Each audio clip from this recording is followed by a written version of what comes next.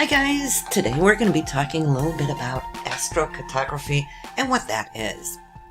Right here you will see, if this was your natal chart, your birth chart, it would come up something like this. Of course, each chart is just as individual and unique as natal charts are, because why? This would be your aspects in your chart superimposed upon the map, showing you good places to live, to relocate, and so forth. And we're going to walk through it and we will see now what that does.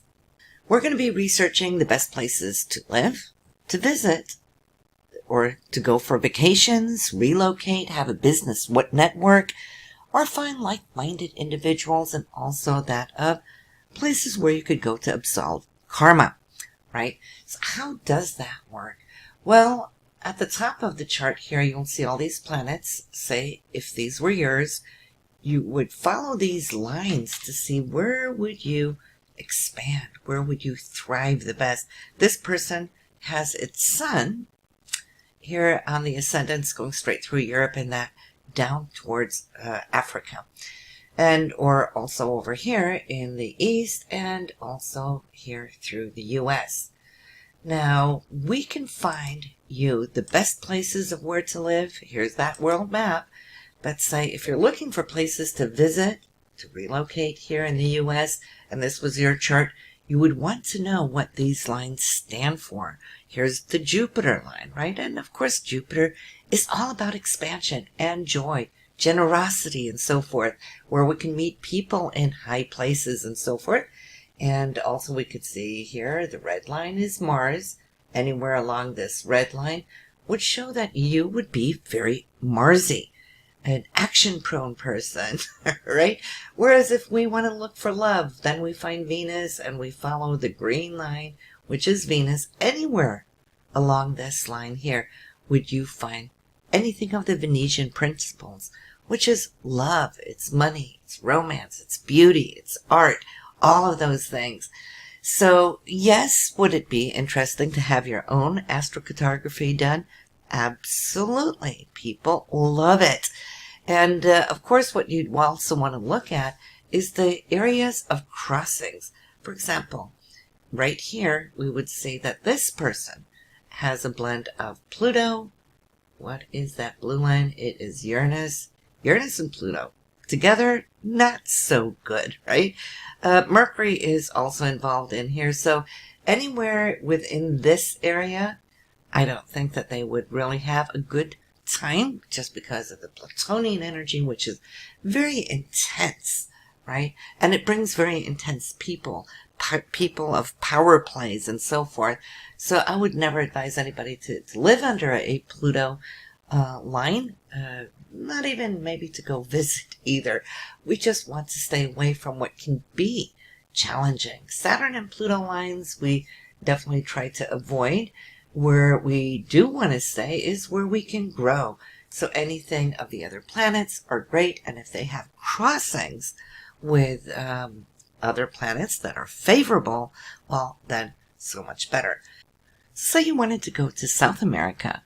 This individual has a few lines, not too many, but there's a few lines, and we can see the spaces in between wouldn't really do much. It would be very neutral places for you.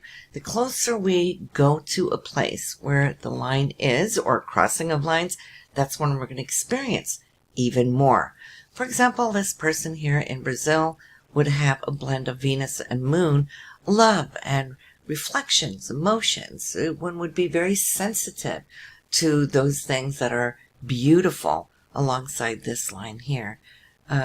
Let's go and check out further. We have Africa. There's places here we would want to avoid. For example, this person would not want to go on a Plutonian line, especially where Uranus is crossing. This could be very unsettled places. We'd always like to try to avoid that. Uranus brings the unexpected, the unknown, and Pluto, well, with that power, yeah, I would avoid that.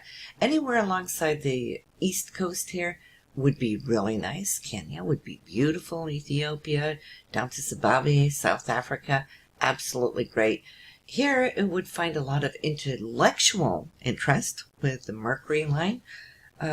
for doing research, studies, and so forth. Jupiter is outside of the coast, so not too much going on there. We can look at Europe, though. Now, this individual has a line going through that of England. Where's my mouse? There it is.